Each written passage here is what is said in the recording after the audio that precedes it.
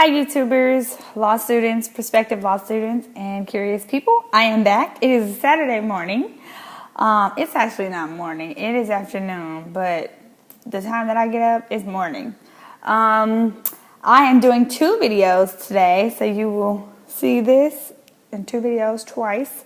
The first one today is going to address a question that I got about third tier law schools, second tier, whatever tier, how you feel about them and accepting them and things like that. So let me just get into it. Currently the school that I am at is, I heard it's back in the first tier, but it had dropped. A lot of people asked me what did I think about that, and I said I don't give a crap. Here's a couple of reasons why. I don't pay for law school. If you have watched a couple of my earlier videos, you know that I work full-time at the school that I go to law school at, so tuition remission, I get that free. Second of all, I just need my JD. I believe that I will make my way from there. That's not the same for everybody, but that's what I need right now, and that's what I went after. I had a goal of getting a JD and becoming a lawyer. That goal is accomplished through going to law school. Which law school did not matter to me. Looking at law schools, when I looked at law schools, I was literally, after undergrad and grad school, I was literally ready to go anywhere. I basically based it off of, I found out what I wanted to do. So if you want to go full-time, that's no biggie for you. You're going to apply everywhere. But I had the notion of also going part-time once I heard that at my school I can get it paid for. Just in case I didn't get accepted to my school, I was looking for other part-time programs, because if I could work full-time, if other schools have this tuition thing, then I could still get my law school for free and just go full-time there, part-time as a law student.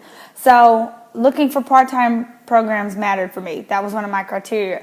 You need to put a list of your criteria up and base it on what you care about, what you want, the specifics that you need.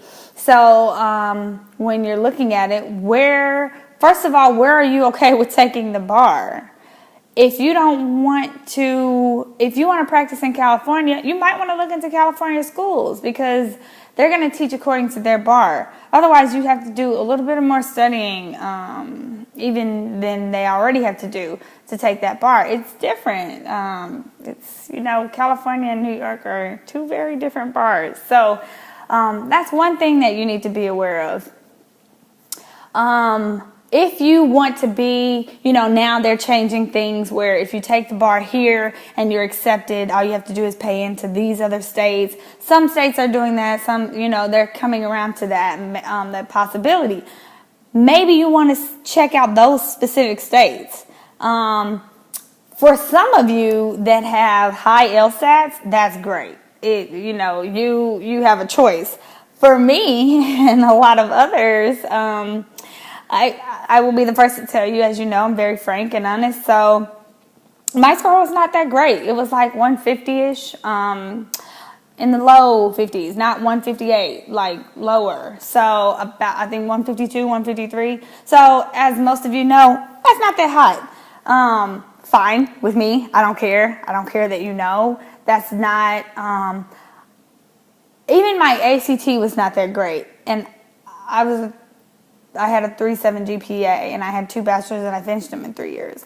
Like, I don't really do well off standardized tests, and that does not mean I am smart or not smart, So in education, school just kind of comes easy for me. So that didn't mean much for me. For some people that want to get, so for example, one of my friends is telling me, in the East Coast, it matters. They're like, where did you go to school? And, uppity. Okay, fine. Then you might need to be looking for a nice school. If you have, it kind of requires, looking for law school kind of requires you to slightly look into the future of where you want to work and where you're going to be. And the reason why is because you're going to have to take the bar there. Also, you're going to have to know the culture. So if people like the culture of where did you go to school and it wasn't a big school, they don't look at you, you might want to think about that and shoot for a decent LSAT by doing prep tests and paying for the expensive prep, LSAT prep. So that wasn't a big thing for me. For one, I plan on doing advocacy work, working for the government. There's a shortage of us, so nobody wants to do that. Not a lot of people. You don't get paid a ton, but it's the work that you do that you love. So, and I think I would love it. So that's what I was going into. I didn't really feel like I needed to be in NYU for that. So that's one thing. Also, your emphasis. Look to see what emphasis these schools have. That might narrow your criteria.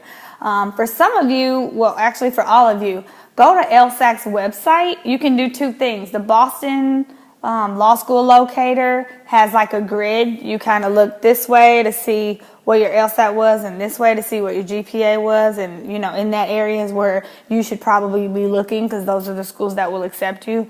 The law school has something like that too. Actually, LSAC, LSAC, if you go on their website, they have something like you put in your GPA, you put in your LSAT, and then they calculate, and they also show the percentage of the likelihood of you getting accepted and extra information. So please take advantage of that because that's what I did. And actually, because I didn't have a big criteria, I just kind of was willing to go anywhere.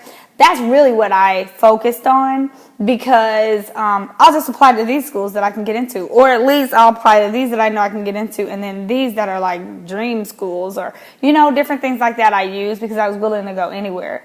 Also because certain schools were part-time, then, you know, I can narrow it down there. But there's a bunch of different criteria depending on what you might want. But that is a start, the LSAC website. So I would say definitely use that to kind of help you gather up the schools that you're likely going to be able to get into.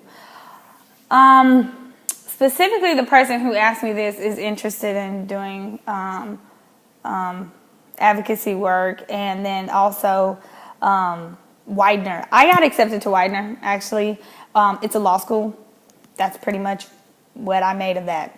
So, okay. That's where I'm going to go. So it was one of my picks too. I also started narrowing mine down because it gets costly. When you get waivers, please be aware that they waive you paying, but you still have to pay the law school administration fee.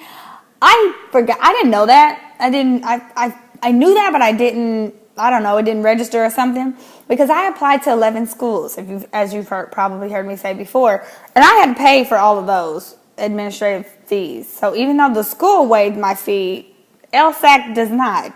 Please be aware of that when you're applying to all these schools. So, I mean, for some of you that prestige, it matters and you're wanting to work at big corporate law firms, then you want to go to a nice law school. But for some of you who might want to do advocacy work or maybe specifically like open your own law firm in this little rural town that you live in, really, prestige is probably not going to be the top priority there.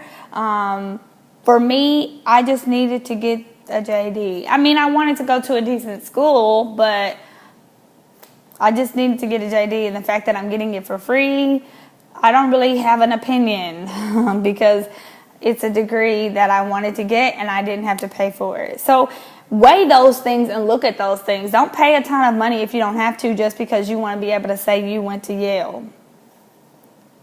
That's my opinion.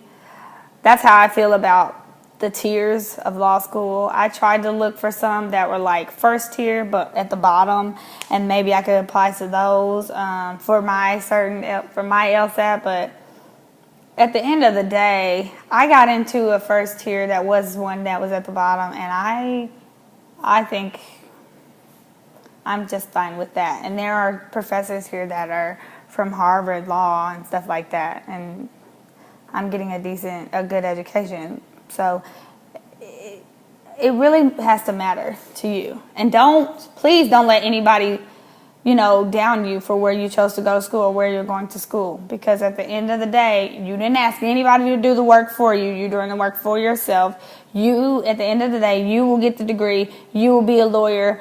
It will say JD. It will not say JD minus, JD plus, a little bit of a JD, JD with greatness. It will say JD just like everybody else's. So that's my point blank in the period.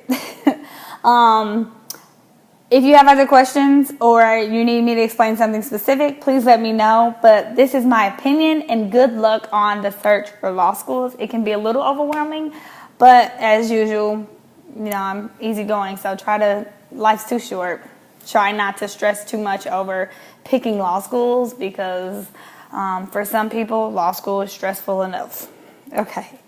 Thanks for watching, and I will be doing one more video after this. Bye.